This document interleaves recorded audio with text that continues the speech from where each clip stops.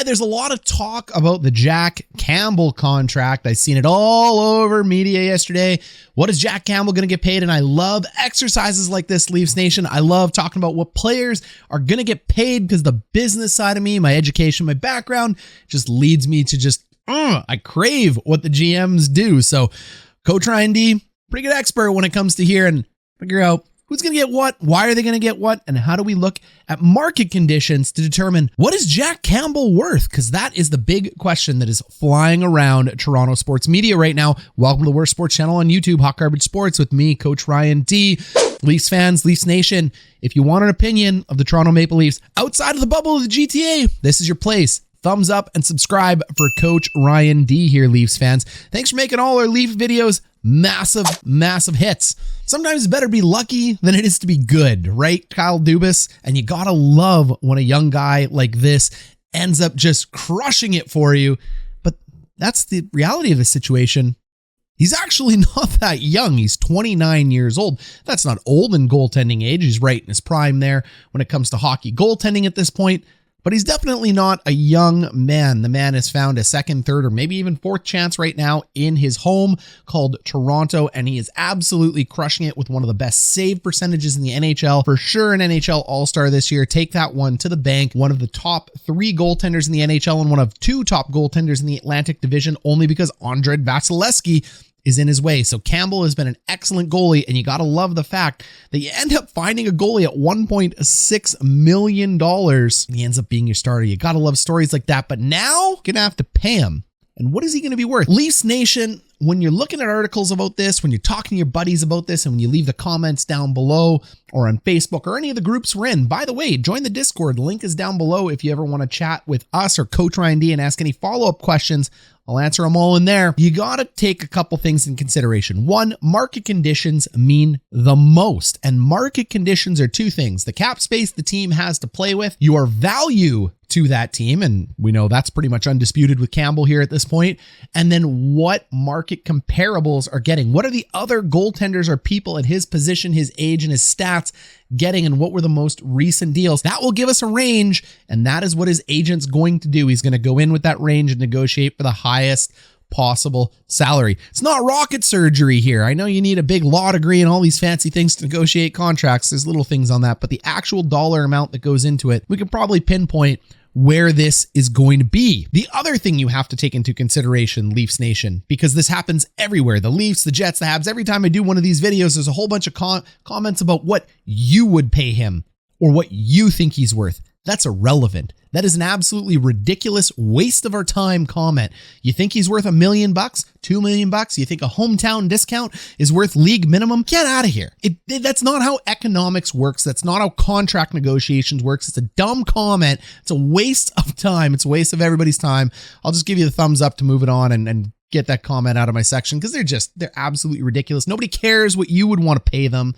It's market conditions and pragmatic analysis. Let the numbers lead you to what this player is worth. That's how you end up finding the truth in these matters. Hometown discount will matter in this case. Toronto's first place, he's really found success and a massive home, so that will definitely matter. The fact that he's on a team that may win the cup this year and could win the cup or be a contender for quite some time will matter, and players will usually take a bit of a discount for both. Okay, this is the franchise I like that took a chance on me, so he's going to take a chance on Dubas because Dubas took a chance on him, and also, hey, I can win here. That's a big deal, and the crowd in the arena, just playing for the Leafs is always a good time for most players. So there's a lot of good things going on for Jack Campbell and the Leafs. The only bad thing is going to be the taxes, but I'm telling you, even though he's American, he's not going to worry about that type of stuff. Why don't we go ahead and break down the numbers? The first number being the Toronto Maple Leafs salary cap situation. $81,500,000. That's going to go up to $82,500,000, and that's important when we take a look at this. When we scroll down to the bottom, we see this key number here in 2022 that shows we have $6.2 million in cap space to play with off an $81.5 million cap. So we know we can add $1 million to that. So we're working with a figure called $7.2 million. We also know the following. We have 4 starting contracts that we either need to re-sign or replace for a league minimum of $750,000 or more. And that's Mikheyev, Kossi, Camp, and Spezza. Spezza will probably take a league minimum deal anyway because he loves you guys. We know we have 2 defensemen that we need to re-sign in this. Now, if you go ahead and add up the league minimum of $750,000 and you times that by 6 players, that's $4.5 million. $7.2 million minus $4.5 million leaves us with a staggeringly low figure of $2.7 million. That's it. That's all you got to work with if you make no trades or no magic to the cap. $2.7 million to sign Jack Campbell. That is not going to be enough. Spoiler alert. And that is counting the fact that all 6 of those players, including Sandin, Mikheyev, they're walking. They're not getting to re-sign because there's no way they're going to take the league minimum of $750,000. So whatever they take is going to grow that. So you really don't have anything left for Campbell. Okay, so the next step now is to take a look at the market comparables. Now, like I said, we've already taken into account Toronto's going to give a hometown discount. We've already taken into account the fact that they're a championship winning team, so there's going to be a bit of a discount there too. But the first market comparable to look at is his buddy who goaltends with him, Peter Mrazek. Peter Mrazek is of a similar age of Jack Campbell, and he came in on a deal at $3.8 million. That's the floor. Jack Campbell's the starter. Mrazek's the backup. Mrazek is a very likely candidate to have to be shipped out from Toronto next year, so fingers crossed somebody can take him. Not that you want to lose a quality player like Mrazek, but you just don't have the room for him, so you want to ship Mrazek out, but that is the absolute basement floor for a contract for Jack Campbell because there's no way he is going to take less than his backup on the team right now. The second thing we want to do is take a look at Jack Campbell himself. So we know he's 29 years old. He's going to be 30 years old when he ends up signing this deal. When we take a look at his stats with the Leafs, we know he's one of the best goaltenders in the NHL today. Right now in the regular season, he's boasting a 1.87 goals against average and a .939 save percentage. It's monstrous. Performance matters to pay people. So the second thing we have to do is take a look at comparable contracts. So we know where Campbell sits. We know he's an all-star. We know he's got great numbers behind it. We know he's 29 years old. The first contract we want to take a look at is actually going to be Tristan Jarry of the Pittsburgh Penguins. Tristan Jarry is 26 years old, so he signed a bit of a bridge deal here with the Penguins on more of a prove it. He didn't have a good year last year, unlike Jack Campbell, who had a very good year with the Leafs. And he signs a $3.5 million cap hit. So we have 2 contract comparables here in Peter Mrazek and Tristan Jarry to set. So the basement floor for Kyle Dubas and where he would love to get him in is somewhere between 3.5, 3.8. He's not going to sign less than Mrazek, so let's call it 3.8. This is the floor that Kyle Dubas is likely hoping to start with and get close to. But that's not going to happen because those 2 are oddballs. We're going to go ahead and look at a bunch of other market comparables. And I'm going to show you that Jack Campbell may have a case to get paid a lot more than people are thinking he's going to get paid. All right, so why not take a look at a former Toronto Maple Leaf, Frederik Andersen. We take a look at what Andersen signed with the Carolina Hurricanes, a top team right now. He ends up signing a $4.5 million deal. He's 32 years old, but the difference between goalies at 29 and 32 is not going to be monstrous. We know the deal he signed with the Leafs previously. We know he has a much longer track record than Campbell. He ends up signing a $4.5 million deal. This would be a deal that I think Kyle Dubas between 3.8 and 4.5 would absolutely love. This would be a huge win for Dubas if he could get him in at 4.5 to $3.8 million. But there's a lot more goalies out there to take a look at. Jacob Markstrom, Jordan Binnington, and Philip Grubauer are going to be the 3 contracts that Jack Campbell's agent Ken Overhart is likely going to bring to the attention of Kyle Dubas. These are the guys on the upper ends of earnings. They're near the same age as Jack Campbell, and they're having very similar years. Well, not Grubauer, but Markstrom at the very least is having very similar career numbers to Jack Campbell. And we all know that he signed that 6-year, $6 million deal.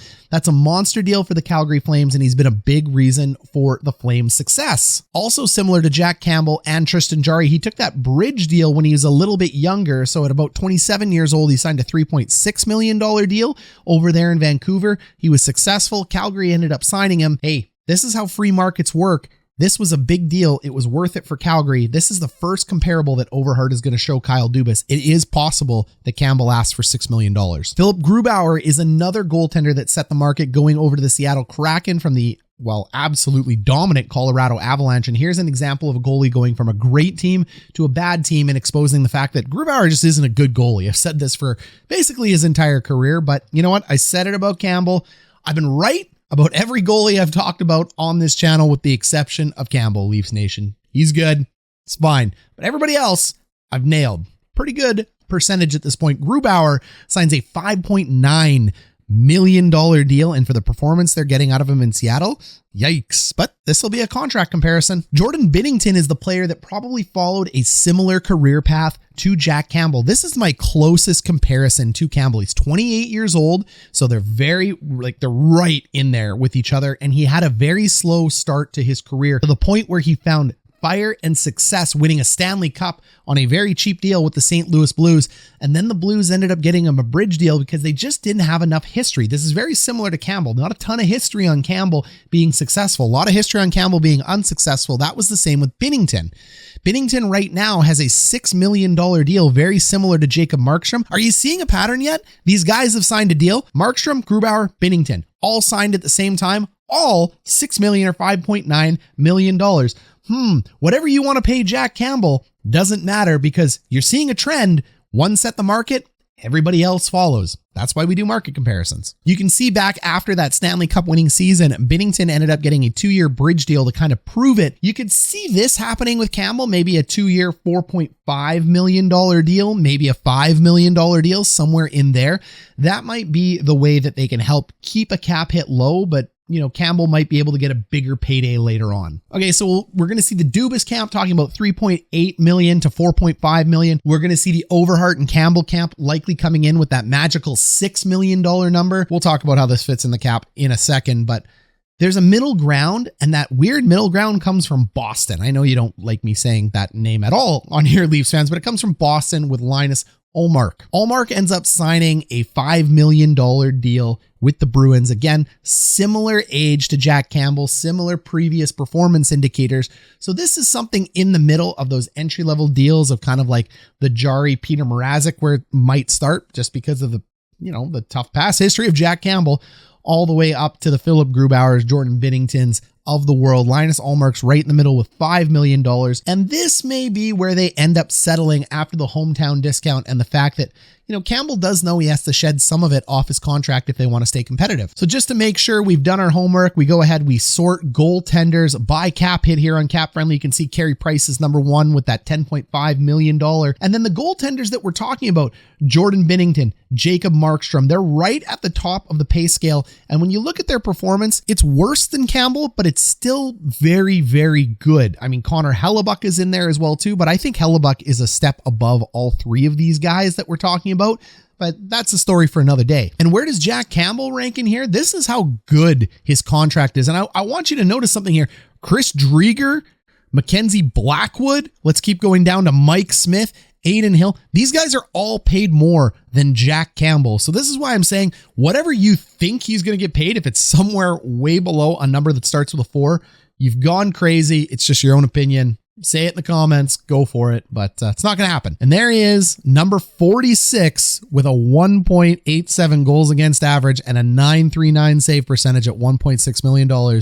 Jack All-Star Campbell. So let's go ahead and sort it by save percentage. We can see right now Jack Campbell is number 4 in the league. He's got one of the best save percentages in the league, and the only reason these guys are ahead of him is because they're backup goalies and they haven't played enough of a sample size. So right now, Campbell is the best goalie by statistics in the NHL of save percentage and goals against average with more than 10 games. So you got Campbell here at number 4. You got Shesterkin, who has a $5.6 million contract, by the way, here at number 8.